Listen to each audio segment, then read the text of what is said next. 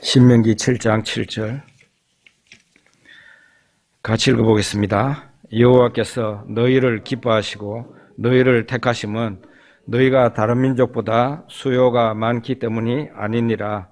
너희는 오히려 모든 민족 중에 가장 적으니라. 아멘.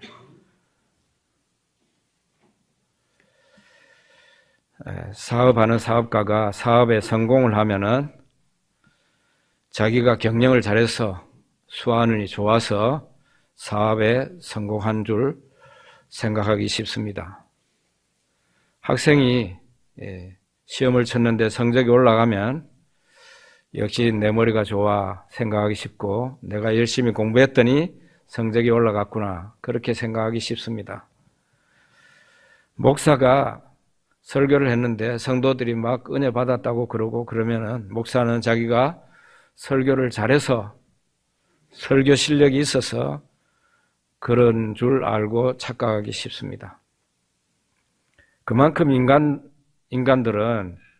사람들은 하나님이 이 놀라운 일을 하셨습니다. 그 말 하는 것을 귀찮아하고 까먹습니다. 조금만 틈이 있으면 하나님께 올라갈 영광을 자기가 가로채버립니다. 하나님 감사합니다. 이런 소리가 잘 안 나옵니다. 인간의 입에서는. 부패 타락한 존재라서 그런 겁니다. 그래서 하나님께 영광을 돌리지 않고 자신의 공으로 돌리는 것입니다. 이제 이스라엘 자손들이 애굽에서 나와서 40년 동안 광야 여행을 끝내고 마지막으로 요단강 동쪽편의 모압 평지에 도달했습니다. 이제 거기에서 요단강만 건너가면은 하나님이 주신다는 가나안 땅입니다. 그 모압 평지에서 모세는 죽기 전에 마지막 유언적인 설교를 하는데 그것이 바로 신명기입니다. 신명기는 모압 평지에서 모세가 죽기 전에 고별 설교 겸으로 한 설교입니다. 그때 이스라엘 상황이 어땠는가 하면 요단강 동쪽편에 와가지고 아모리 족속의 두 큰 왕을 이미 쳐서 부수어서 정복을 했습니다. 바산 왕 옥과 헤스본 왕 시온이 모세와 이스라엘의 손에 멸망당했습니다. 그 대단한 두 왕을 멸망시켰으니까 완전히 마음속에 자신감이 충천했을 겁니다. 그리고 이제 모세가 죽고 난 뒤가 되겠지만 요단강을 건너가서 거기 가서 하나님께서 이기게 해 주실 거란 말이죠. 그렇게 해서 가나안 땅을 정복할 때에 이스라엘 자손들의 마음이 어떻게 되기 쉬워요? 교만해지기 쉽죠. 야, 이제 우리 민족이 큰 민족이 됐구나. 이제 우리 민족 앞에 감히 나설 민족이 없겠구나. 역시 우리는 똑똑하고 지혜스러운 민족이야. 그렇게 생각할 위험이 존재하고 있었단 말이에요.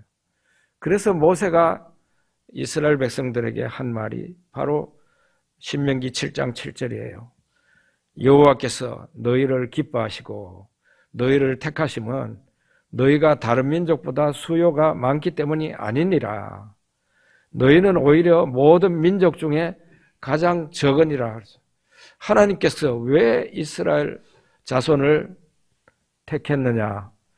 많은 모든 민족 가운데서 가장 적은 인구수가 적은 민족이고 가장 영향력이 적은 민족이기 때문에 하나님이 그들을 선택했다는 거예요.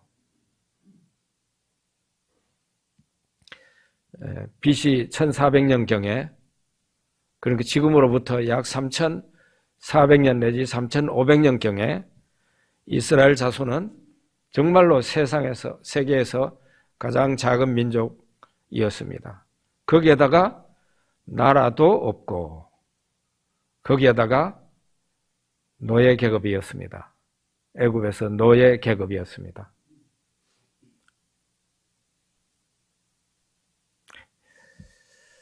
이렇게 성경을 통해서 추론해 보면은 약 한 130년에서 150년 정도를 노예 생활, 노예 계급으로 있었어요. 그러니까 이스라엘은 당시 세계에서 가장 밑바닥인 사람들이었죠. 가장 수도 적은 데다가 노예 계급인데다가 가장 밑바닥인 사람들이 바로 이스라엘 자손들이었어요.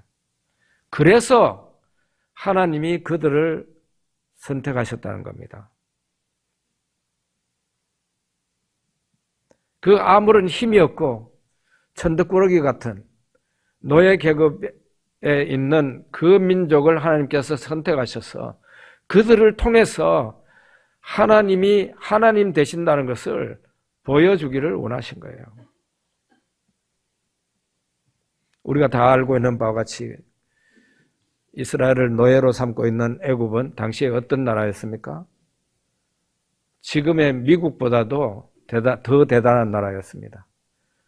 그 당시에 세워진 그 이전에 세워진 피라미드도 있고 그 당시에 세워진 피라미드도 있는데 이집트에 가면은 거대한 건축물 피라미드 볼 수 있잖아요. 그런 대단한 제국을 이루고 있었단 말이에요. 그 파라오의 제국, 그 제국을 하나님이 완전 묵사발로 만드시고 쑥밭으로 만들어서 10가지 재앙을 통해서 바로와 신하들과 그 애굽 사람들을 완전히 초토화시켰어. 그들로 하여금 주랑복하게 만들죠. 그리고 이스라엘 자손들이 달라고 하는 대로 뭐 금이고 은이고 보석이고 다 줘서 제발 나가주십시오 해가지고 나온 게 이스라엘의 출애굽입니다. 벌써 그것만 하더라도 이스라엘은 아무 능력도 없는 노예 계급인데 오직 하나님이 출애굽을 시키신 거 아닙니까? 그렇게 해서 이스라엘 백성들 앞에 구름기둥과 불기둥이 앞에서 인도하셨어요. 밤낮으로 인도하셨어요. 그리고 이제 홍해까지 도착했는데 바로가 정신을 차리고 보니까 우리 노예들 다 이거 큰 재산인데 도망갔다 해가지고 다시 노예 잡으러 가자 해가지고 군대를 동원해가지고 이스라엘을 잡으러 왔습니다. 그때 하나님께서 홍해에 그런 일이 일어날 줄 어떻게 알았겠습니까? 하나님께서 밤새도록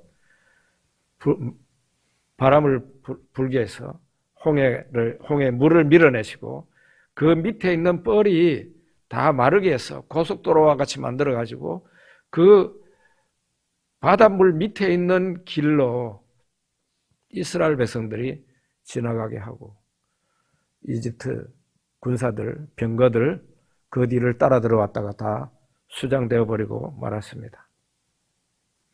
이와 같이 가장 약하고 천한 사람들을 하나님께서 선택하셔서 하나님이 계시며 하나님이 전능하신 분이라는 것을 나타내신 거예요. 그 후로 40년 동안 이스라엘의 광야 여행이 시작이 되는데 광야라는 곳이 물이 잘 없는 곳이잖아요. 그런데 우리 목말라 죽겠네 그랬지만 한 사람도 목말라 죽은 사람 없었고 한 사람도 배고파서 죽은 사람은 없었어요. 농사도 40년 동안 농사도 짓지 않았는데 여러분 이게 가능한 것? 이게 오늘날 일반적으로 일어날 수 있는 일입니까? 40년 동안 농사도 안 지었는데 그 광야에서 한 사람도 배고파서 죽는 사람은 없었어요. 하나님께 벌받아서 죽는 사람은 있어도. 이런 것을 통해서 하나님께서는 가장 약하고 가장 비천한 사람들을 택해서 하나님은 살아계시며 하나님은 전능하신 하나님이시라는 것을 그 이스라엘 백성들에게 뿐만 아니라 그 당시 전 세계에 있는 사람들에게 하나님의 존재를 나타내 보여주시기를 원하신 거예요. 사무엘상 17장 32절 33절 우리 같이 한번 읽어봅시다. 다윗이 사울에게 말하되 그로 말미암아 사람이 낙담하지 말 것이라.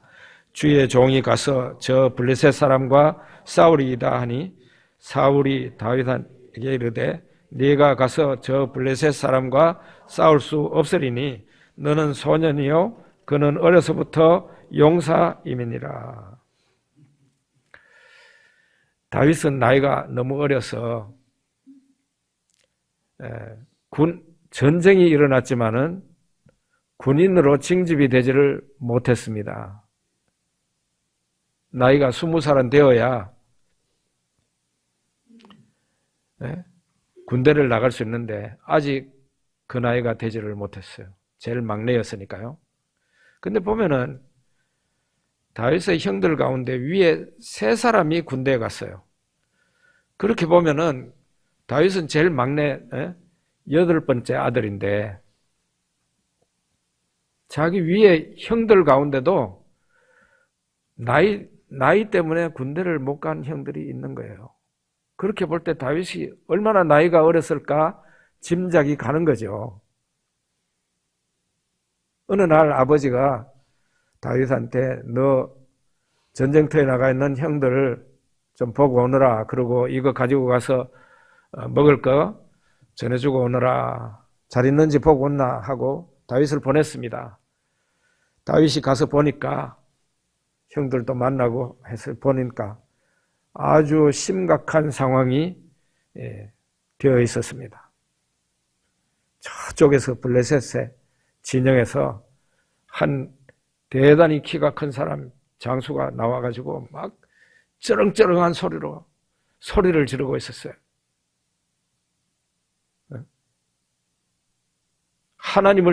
여호와 하나님을 저주하면서 이스라엘 나라를 저주하면서 너희들 그렇게 자신 있으면 대표로 한 사람 내한테 보내라.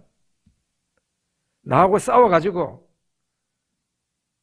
내가 이기면 너희들 전부 다 내 종이 되고 너희가 보낸 그 사람이 이기면은 우리 모두가 다 너희들 종이 되겠다. 그런 큰 소리를 지르는데 이스라엘 사람 가운데 그 누구도 나하고 한번 싸우자 해가지고 나가는 사람이 없었고 그 가운데 분명히 사울 왕이 있었는데도 사울 왕도 나가지 않았어요. 여러분 사울 왕이 키가 큰 사람이었습니다. 보통 사람보다 머리 하나 정도는 더 큰 사람이었어요. 성경에 나옵니다. 그 우람하게 생긴 사울 왕도 골리앗하고 싸우는 게 두려워서 못 나가고 덜덜 떨고 있었어요. 그 광경을 누구가 봅니까? 다윗이, 나이 어린 다윗이 보고 있다가 어디 하나님을 욕하고 이스라엘 자손을 욕한단 말인가. 내가 가서 저놈의 목을 베야 되겠다. 그래서 왕한테 가서 얘기를 하잖아요. 왕이 갑옷을 줘서 이거 입고 나가라 그러는데 입어보니까 너무 자기한테 안 맞잖아요. 그래서 그냥 벗어버리고 자기가 입고 있는 그 옷을 그냥 그 옷채로 물매하고 그렇게 해가지고 그 골리앗한테로 갑니다.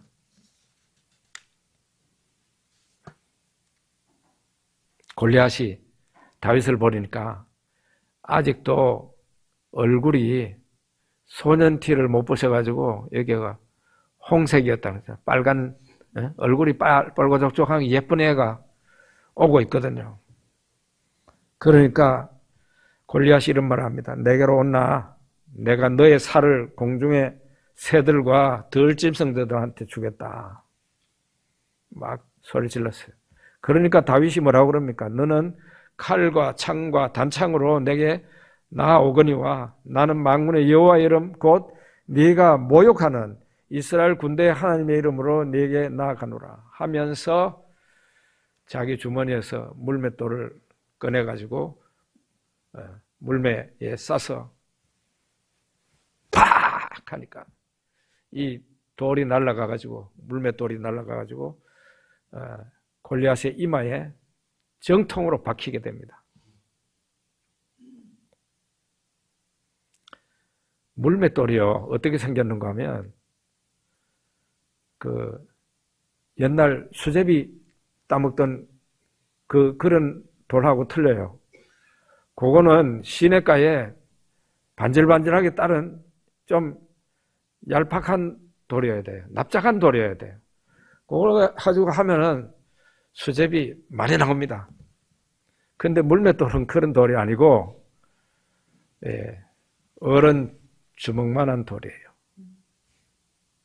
요만큼 동글동글하게 생겼어요. 동글동글해.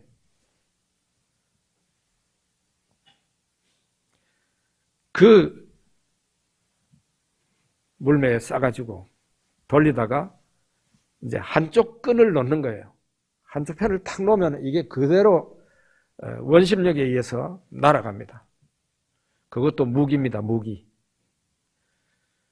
다윗이 날린 그 물맷돌이 실수가 되지 않고 정확하게 골리앗의 이마에 박혔습니다.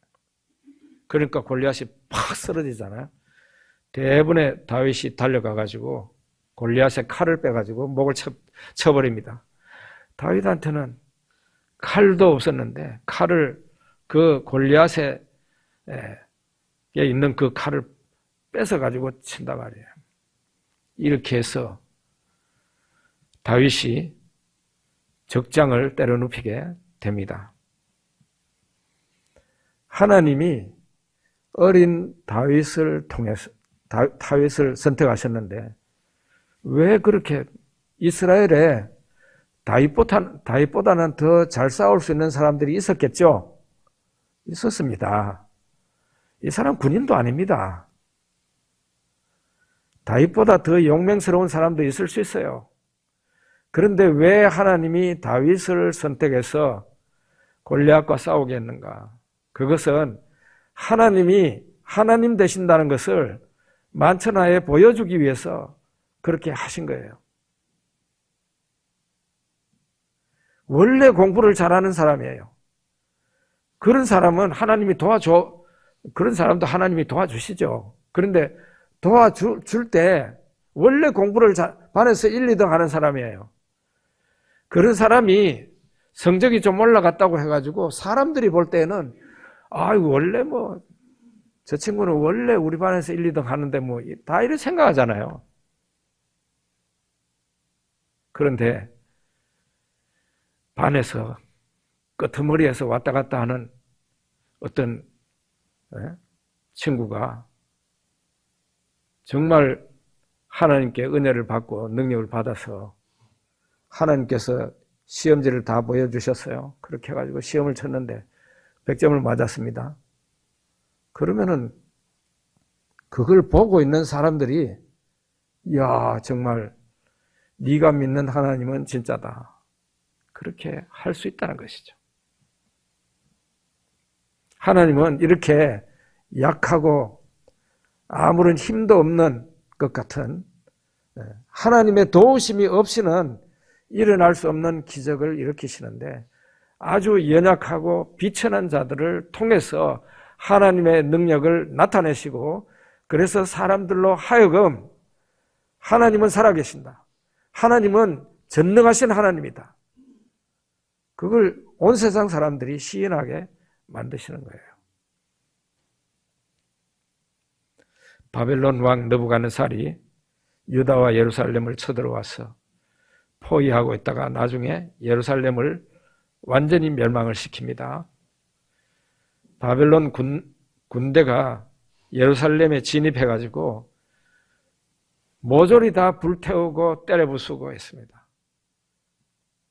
그 당시에 고대 사회 아닙니까? 고대 사회에서 전쟁이 일어나면 이 나라하고 저 나라하고 전쟁이 붙으면 한 나라가 이길 거 아니에요.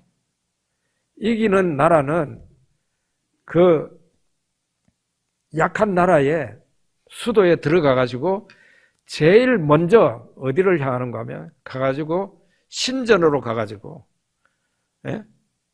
그 약한 나라의 신전에 제일 먼저 가가지고 그 신전부터 두드려 부시는 겁니다. 그 안에 있는 신상이고 뭐고 모조리 다 박살을 내고 불태우고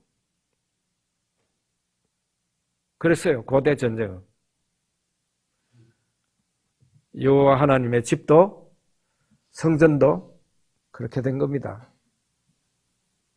바벨론 군대가 쳐들어와서 제일 먼저 이스라엘 하나님, 여호와 하나님의 성전, 하나님이 계신다는 그 집에 난입해가지고 모조리 다 두드려 버렸어요. 불태우고.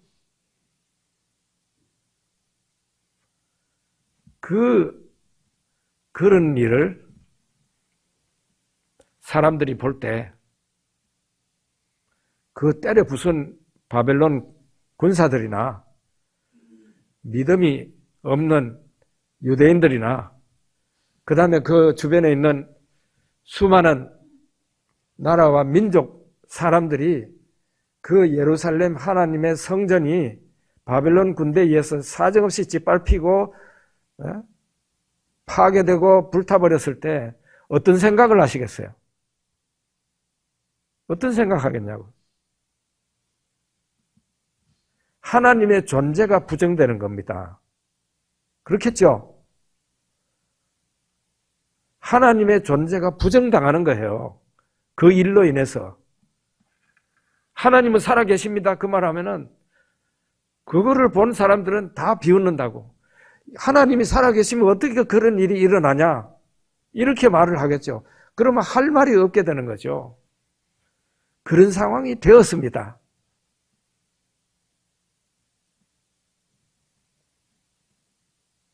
그래서 하나님의 택한 백성이 하나님 잘 믿고 또 그 하나님 택한 백성들이 빛이 나게 될 때 하나님의 명예도 올라갈 수 있는데 하나님의 택한 백성이 죄나 짓고 그렇게 해가지고 하나님이 참고 참다가 마지막에는 자신의 명예가 하나님의 명예가 다운될 것을 뻔히 알면서도 이 하나님 앞에서 나쁜 짓 하는 택한 백성을 두고 볼 수 없는 거예요. 멸망을 시키게 됐는데 하나님의 성전이 부수어질 때 하나님의 명예도 그냥 땅에 툭 떨어져 버립니다. 세상 사람들의 입에서 여호와 하나님은 참신이다는 그 말이 나와야 우리 하나님이 영광을 받으시는데 세상 사람들의 입에서 그 유대인들이 섬기는 신 그 가짜더만 그런 말이 안 나오겠어요? 바벨론의 그 신이 훨씬 힘이 세더라. 바벨론 군사들이 그런 말 안 하겠어요? 하나님의 존재, 하나님의 능력이 부정되는 거예요. 여러분, 이걸로 구약시대 끝났습니까? 그렇다면은 사실은 기독교도 더 이상 존재하지 않았을 겁니다.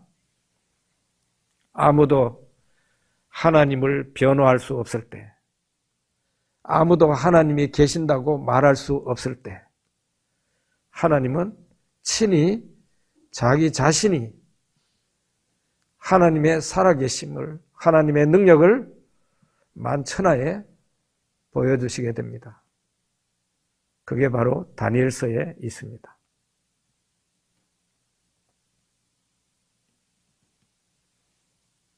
다니엘서에 있어요.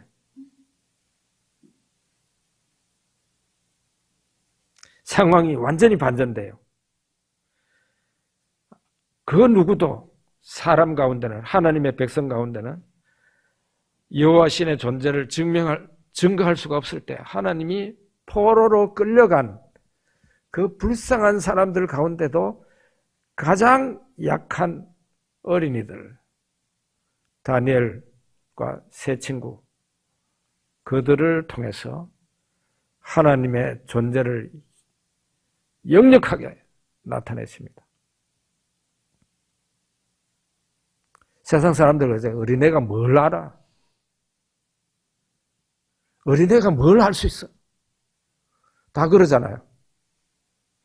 근데 하나님께서는 그렇지 않아요. 어린이를 통해서, 어린아이를 통해서 하나님이 영광 받으신다는 게 다니엘서에 나와 있단 말이에요. 어린아이지만은 포로에서 끌려왔으니까 노예 계급이나 마찬가지인 불쌍한 사람, 불쌍한 어린이들이었지만 한 가지는 분명히 있었어요. 우리는 하나님 말씀을 어길 수 없다는, 그게 있는 어린이들이었어요. 하나님의 말씀에 저촉되는 음식이나 행동은 우리는 못합니다 하는 그런 어린이들이에요. 다니엘과 세 친구가. 그래서 다니엘서에 보면 수차례 대단한 일이 발생하잖아요. 대단한 일이 발생하면 느부갓네살의 꿈꾼 이야기도 나오고 막 대단한 일이 발생하는데 수차례에 걸쳐서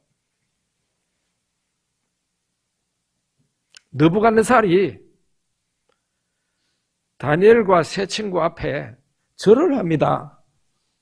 그 예루살렘을 멸망시킨 하나님의 성전까지도 두드려 부순 그 왕이, 대제국의 왕이 다니엘과 세 친구 앞에 절을 합니다. 절을. 그것도 한 차례만 한 게 아니에요. 수차례 절을 하고 그들에게 온갖 좋은 선물을 주고 하는 말이, 너희 하나님은 하늘의 하나님이고 참된 하나님이시다. 예루살렘을 멸망시킨 그 왕의 입에서 그 말을 하게 합니다. 하나님이 어린아이들, 힘없는 사람을 통해서 하나님의 존재를 이렇게 나타내시고 하나님의 하나님 되심을 만천하에 사람들에게 알게 하셨던 겁니다. 예수님이 오셨을 때 나귀 타고 성전에 들어가셨습니다. 성전 안에 매매하는 사람들이 있었어요. 비둘기 파는 사람, 환전하는 사람들. 예수님께서 분노하셔서 그 장사하는 사람들의 의자를 둘러 엎으시고 환전상들의 그 돈까지 다 엎어버렸어요. 그리고 노건으로 만들어서, 채찍을 만들어서 때리면서 나가라고. 내 아버지의 집은 기도하는 집인데 너희는 강도의 소굴을 만들었다 하면서 분노하셨어요. 그 모습을 보고 있는 어린이들이 있었어요. 예수님을 따라다니면서 예수님을 따라다니는 어린이들이 있었어요. 그런 가운데 또 병든 사람들이 예수님께 오더니 앞을 못 보는 사람, 다리 저는 사람, 온갖 병든 사람들이 예수님께 오니까 예수님께서 그들을 사랑하는 마음으로 그들을 이렇게 다 고쳐주셨어요.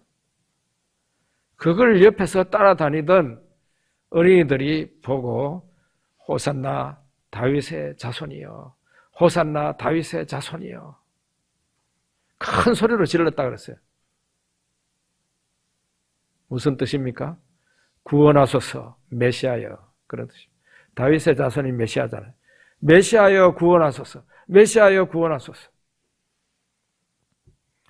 그렇게 어린이들이 예수님께 영광을 돌릴 때 가까이의 대제사장들과 서기관들이 듣고 있다가 분노해서 예수님께 와가지고 하는 말이, 저 어린아이들이 너에게 무슨 말을 하는지, 무슨 노래를 하고 있는지 듣고 있냐고 중지시키라는 거죠. 그랬더니 예수님이 하시는 말씀이, 내가 다 듣고 있다. 어린 아기와 젖먹이들의 입에서 나오는 찬미를 온전케 하셨나이다 함을 읽어본 일이 없느냐. 성경에도 바로 이런 일이 예언되어 있다는 거죠. 여러분, 말라기서에 보면은 여호와 하나님이 어느 날 갑자기 그의 성전에 임하시게 된다 그랬어요. 바로 예수님이 그렇게 된 거 아니에요. 여호와 하나님이 어느 날 갑자기 예상치도 못한 시간에 성전에 오게 되는데 그 누구가 하나님이 성전에 오신 것을 감당할 수 있겠냐는 거예요. 정말 여호와 하나님이신 예수님이 세상에 오셔서 성전에 들어가셨는데 이 대제사장이라는 작자, 바리새인이라는 사람들이 성전의 진정한 주인이 되시는 예수님을 알아보지 못하고 예수님을 힐난하고 욕하고 예수님께 찬송을 올리는 어린이들을 중지시키라고 그러지 않습니까? 누구가 예수님을 증거해야 됩니까? 대제사장과 서기관들이 해야죠. 그들은 예수님을 힐난하고 도리어 어린이들이 예수님을 알아보고 예수님을 높인 거예요. 이와 같이 하나님은 어린이들을 통해서 예수님이 하나님 되심을 나타내신 겁니다. 고린도전서 1장 26절을 한번 같이 읽어봅시다. 형제들아 너희를 부르심을 보라. 육체를 따라 지혜로운 자가 많지 아니하며 능한 자가 많지 아니하며 문벌 좋은 자가 많지 아니하도다. 간단하게 말하면은 고린도 교인들에게 사도 바울이 너희들 가운데 세상적으로 되게 지혜 있는 사람 별로 없고 능력 있는 사람 별로 없고 문벌 좋은 그런 사람 별로 없구나. 그러면서 하나님이 그렇게 부르셨다는 거예요. 왜 그런 거죠? 하나님께서 세상의 못난 자들을 택하사 잘난 사람들을 부끄럽게 하시고 세상에 가진 것 없는 사람들을 택하사 많이 부유한 사람을 부끄럽게 하려 하시고 세상에 능력 없는 자들을 택하사 세상에서 능력 있다고 하는 사람들을 부끄럽게 하시는 그런 하나님이시죠.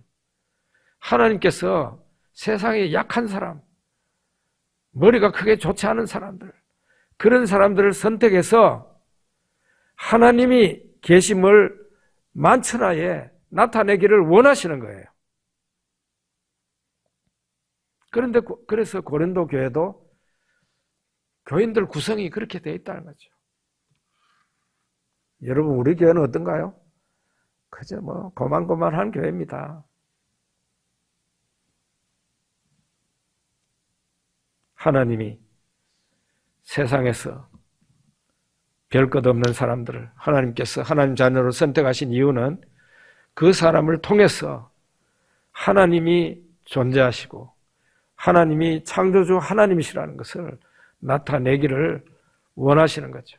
여러분과 제가 하나님의 선택을 받았다면 바로 그런 이유예요.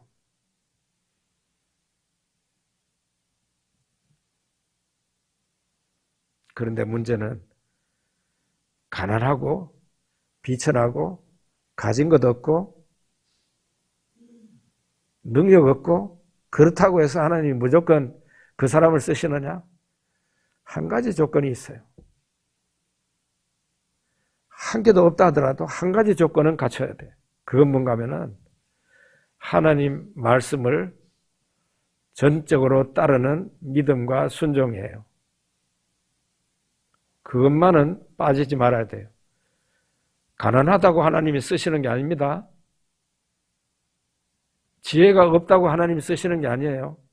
그 사람이 한 가지는 분명히 가지고 있어야 되는데 좋은 믿음을 가지고 있어야 되는 거예요. 그러면 하나님께서 그 사람을 사용하시고 그 사람을 통해서 하나님이 영광을 받으시고 세상 사람들이 저 사람을 보니까 정말 하나님 믿어야 되겠네. 그렇게 나오게 되는 거예요. 여러분 자신이 연약하다고 가진 것 없다고 너무 슬퍼하지 마십시오. 하나님께서 여러분들을 사용하셔서 하나님의 하나님 되심을 나타내기를 원하십니다.